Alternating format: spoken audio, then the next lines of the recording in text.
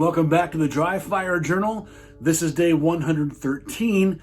It's also New Year's for the REDHAWK family that are seeing this on Facebook, and it'll go up a few days later on the YouTube channel. So Happy New Year's, everybody. We're going to start it off with dry fire. So we're going to use the spicy dot target. You can make one of these. For this drill, all you need is the 1-inch circle. And if you've been to a REDHAWK class, especially our handgun experience class, then you understand this 1-inch circle. You've seen the power of it. We're going to use that today as a target for draw to first shot. And here's why I'm doing this. When I watched myself in slow motion in earlier videos where I was using a 365 XL and trying to go in like 0.65 from the holster, I found myself dry pressing the trigger just slightly before my sights were where I wanted them to be. I was trying to think speed and only speed.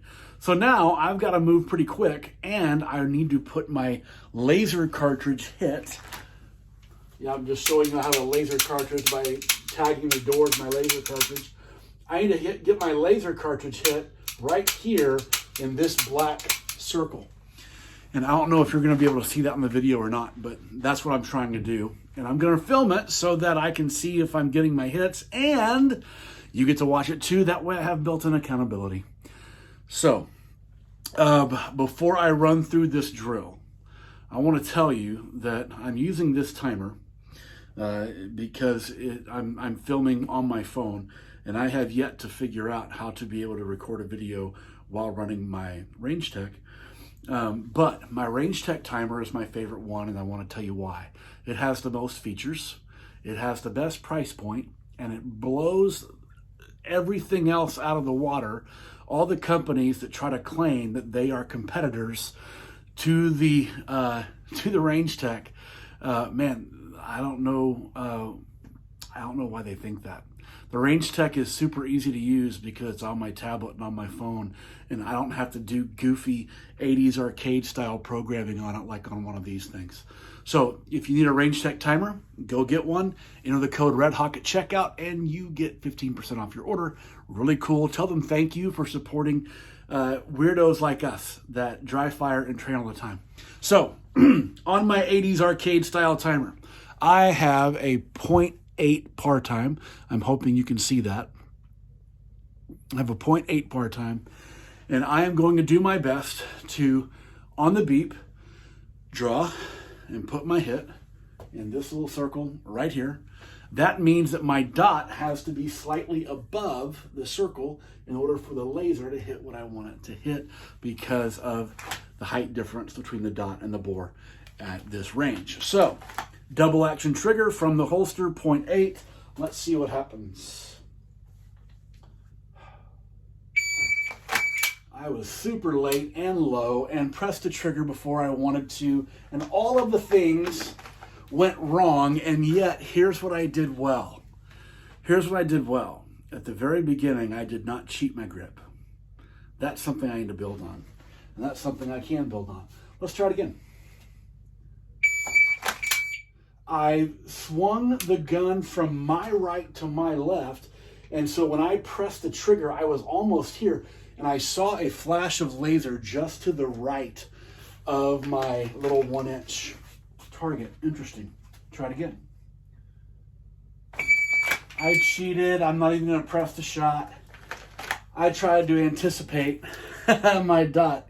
You ever guilty of cheating like that? I tried it just now. All right. My draw took forever, and I didn't grip my gun.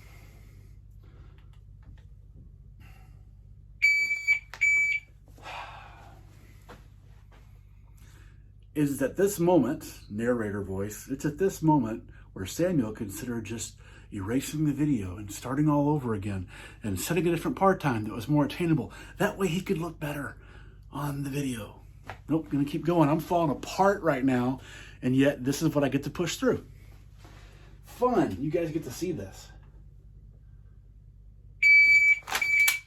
I pressed the shot here. I'm learning a lot about myself. Let's try it again. Didn't like that at all.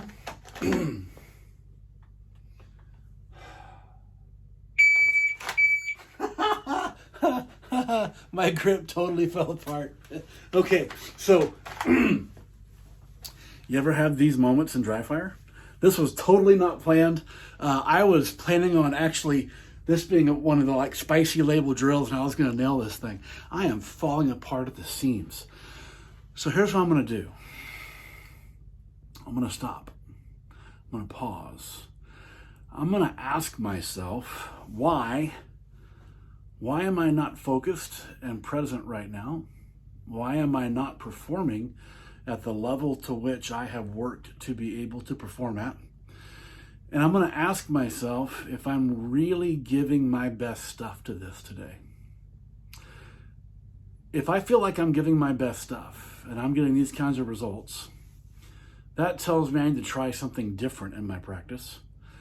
And if I'm not giving my best efforts to this, and I got to figure out why and put myself back together again and try it again. So this is going on Facebook and eventually will go on YouTube. Here's a day where I failed just about everything that I tried to do. And a lot of that has to do with my mindset, I think. And I'm going to go figure that out, and we'll talk about it later.